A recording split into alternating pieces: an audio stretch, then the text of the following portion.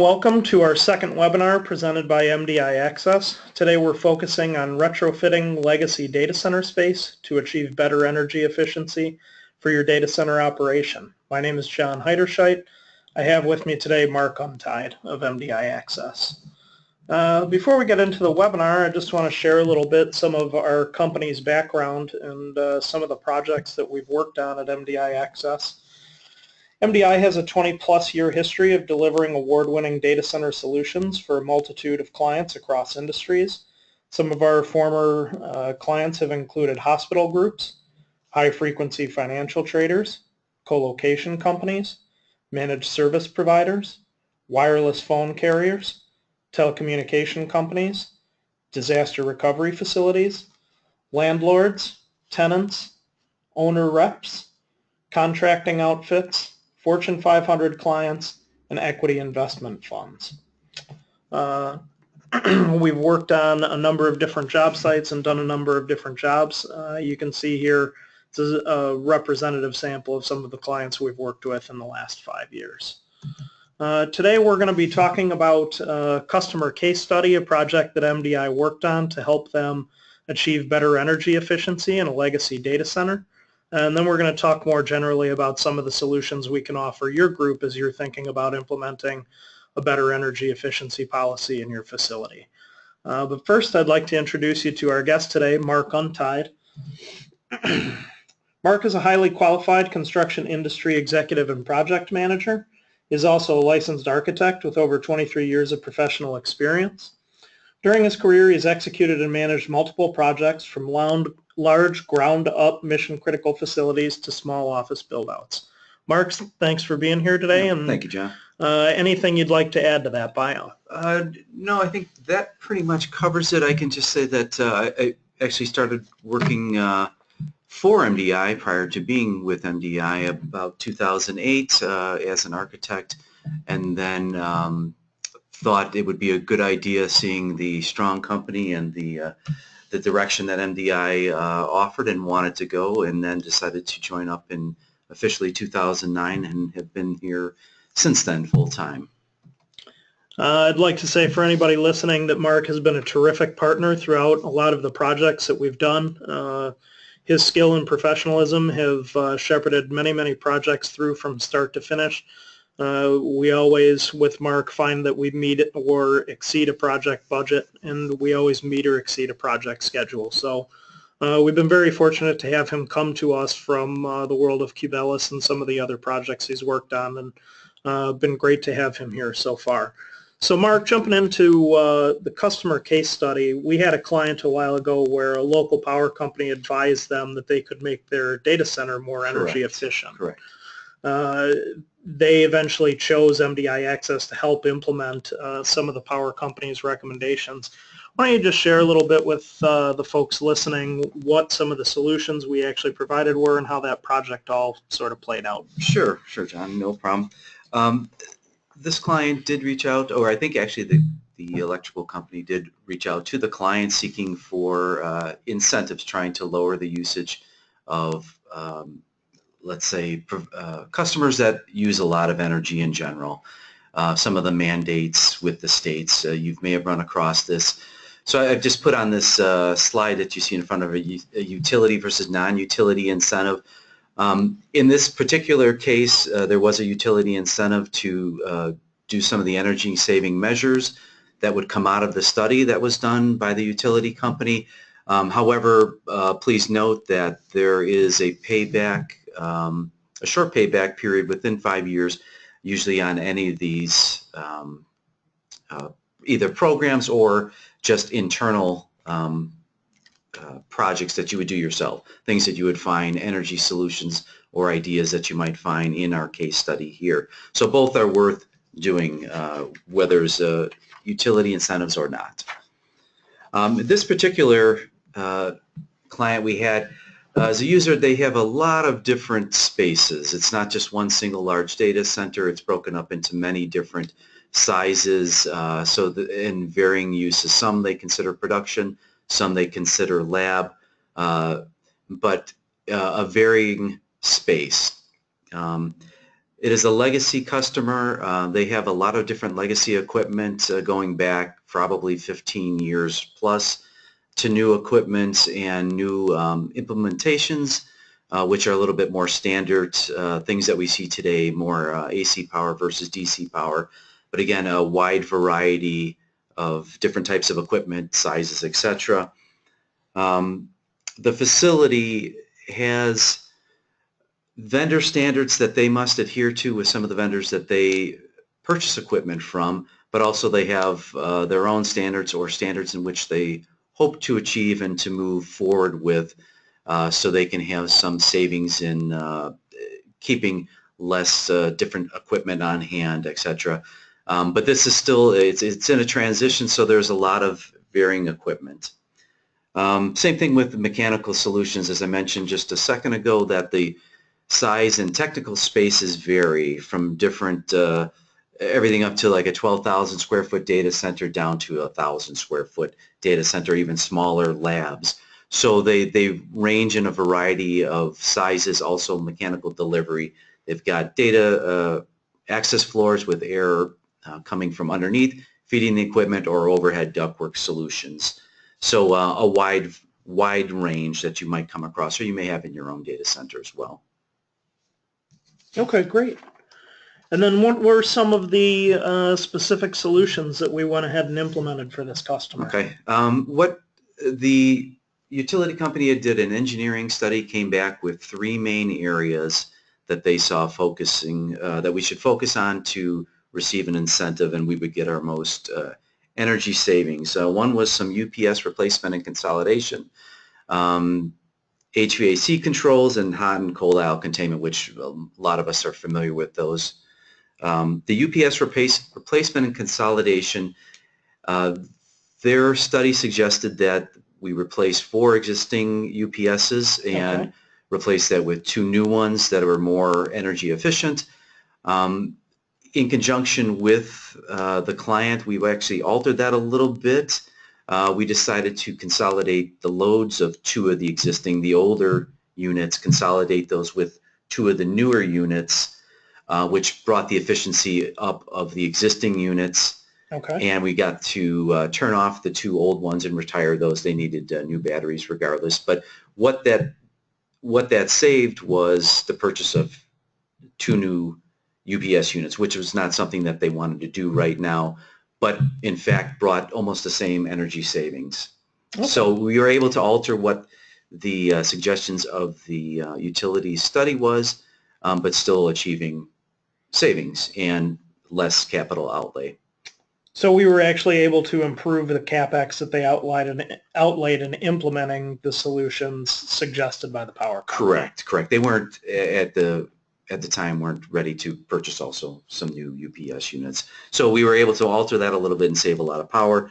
The HVAC controls, the suggestions were varied, again, because I mentioned there are varied solutions that they have out there, but some simple things, raising set points. We grouped mechanical units and then did lead lag scenarios with those units to better tailor the amount of HVAC that was on to the amount of HVAC that they needed, which helped save some energy, because when the facilities were first built, they were first built and commissioned assuming a full build, and they didn't quite build out as fast as they had planned, so we tailored that back to fit their today's needs. And that's probably an issue a lot of folks run into. That's probably not limited to that customer. No, not at all. That's that's probably the case in most scenarios, or at least most of the scenarios that we run into. That you build it for your ultimate and you tailor it to the start and fit today's needs, and then with the ability to be flexible and change with the future. So it worked out well. The third item, hot and cold aisle containment. Because of the varying different size of data centers and different size equipment, sizes of racks, we really had a lot of different solutions in order to contain the air. Sometimes we did hot aisle, sometimes we did cold aisle in some of the facilities.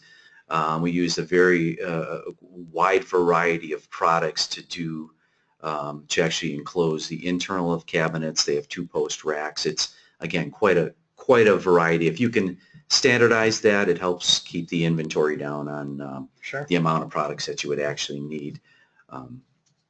What are some of the considerations that would go into choosing hot and cold aisle containment versus some of the other solutions for the folks that are out there? I know there have been some studies, and I've seen some studies on hot, cold, or trying to even do both. Okay. I think doing both is a little bit more of a difficult challenge, so I would suggest that you do one or the other. In our case study here, it was more the physical arrangements of the data centers or the different spaces or the lab spaces that decided what was an easier solution to actually install. So if both do savings, there's arguments either which way on which one's better. But I think it's more of a solution tailored to your particular data center. And so what I'm hearing here a little bit is it's one thing to get some recommendations from a utility company or a different group on how to become energy efficient. And then from there, what you want to do is find somebody with the experience and that's seasoned enough to know which solutions in particular will help drive those end goals. Yeah, John, I would agree with that. Absolutely. So as we step back a little bit from the case study that we're talking about and look more generally to folks who are out there and thinking, boy, is there a way, we're thinking about maybe leaving this data center, but it's not a feasible move for another 3 to 5 years. What are some of the smaller opportunities we have to look at energy efficiency solutions in our facility? Sure. Again, if whether you have a utility incentive or not, there are many things that you can do that will save energy starting today. Some of these I just listed as a low-hanging fruit, simple things, again, that we ran across in our case study, and just things that you can do by changing set points, for instance, that won't cost you anything, but a lot of today's equipment can stand higher temperatures than some of the older equipment, but a lot of legacy data centers are still set back to the original equipment set points. Sure. So you can turn up your set point a little bit. You can open up your economizers so they have a wider range, assuming you have economizers. Again, it's not a equipment cost. It's just a setting, okay, more or less, or a theory on how you run your data center. So those are some easy ones. You can turn off old equipment that's unused. People may not even know whose equipment it is. It's easy to mine some of that out. So lower your load. Mm-hmm. Some of the other things you can do is replace end-of-life equipment. Kind of a no-brainer in some instances, but does require capital outlay. Sure. But most things like UPSs in particular have more units that are highly efficient. You can do an energy efficient audit. You can do that internal if you have the ability with your BMS system. And with some people on staff who are familiar with your operations, or you can seek outside help with that. That would be a professional engineers or a group like MDI, who has done many of these projects where we've done some engineering and also done the implementation, where we've done the installs and not just provided you with the studies. So we've seen it through both cases. In our case study, we happen to be the installing contractor, but we've made some suggestions to change that a little bit more tailored to what the client was interested in doing and still achieved the goal of the energy savings. That's great. Thank you. In terms of, let's say there's a group out there right now that is interested in figuring out some energy efficiency solutions but hasn't had the power company come and knock on the door and do a report. What is the first step MDI can take with that company in terms of, would we offer some kind of site audit, and what would that include? Yes, that easy enough. We would love to visit your facility just so we understand your particular needs. Not all needs are the same. You're not going to find a prescribed single method in any type of literature. So again, dealing with the legacy data center, which this little discussion is to focus on, it would be starting out with a site visit, and we'd be happy to do that with any facility, any multiple facilities you might have. just to see what you have and see what you need based on our experience. We could simply prescribe or suggest some initial measures, and then if you think of getting into that a little more deeply, we can discuss and get into a little bit more engineering before you do any work. And that's the initial process is a pretty quick one, right? We can get to initial ideas for a group or some folks that are exploring retrofitting their legacy data center for energy solutions, energy efficiency solutions. About how long does that first, you go, you do the audit, you get some ideas? Is that a week process? Is that a month process? Depending on the complexity, some of the initial thoughts, of course, we'd probably just be discussing on the tour, some simple things that maybe may have not seen or haven't had the time to initiate. After that, yes, it would be within the 1 or 2 week time frame to come back with some good ideas, some costs. That's great. On that. And obviously we offer that at a very affordable rate. It's obviously not something that we look to make our money on. That's where we're looking to provide the customer with the right ideas for their particular facility in terms of what's effective and in terms of what you're going to spend and what you're going to receive back. That customer that we had, what was a range of the ultimate savings they saw in their project? Well, the incentives were about $200,000. Okay. Which so is a pretty quite significant chunk. Yeah, absolutely, absolutely. Which made the payback on the whole project, I think, within 3-year range. Okay. But if they didn't have those savings or that incentive, probably would have been more like a 5-year payback, but still well within. Good window for your ROI on this kind of project. Exactly. And that's a good way to be able to sell that, of course. We all need to sell it to somebody. But again, some of these they don't cost a lot to implement. So it's well worth it. Excellent. Maybe a cost-effective alternative to relocating your entire facility, give you a little bit more time to make that decision. Sure. Mark, I want to thank you for joining in on John. this webinar, and thank you on behalf of anyone who's listening. I think there's some really valuable insight in there. I am going to drop this little one on you. If you want to talk to MDI about any kind of energy efficiency solutions in terms of retrofitting your legacy data center space, feel free to reach out to myself, John Heiderscheidt, or Mark Untiedt at the information contained here on the screen. You can call us at 708-597-0111, or you can reach out directly to Mark at his email address, muntiedt@mdiamerica.com. You're always free to visit our website at mdiaccess.com. We're a full-service design build data center general contractor. We do everything from developments to small IDF room build-outs.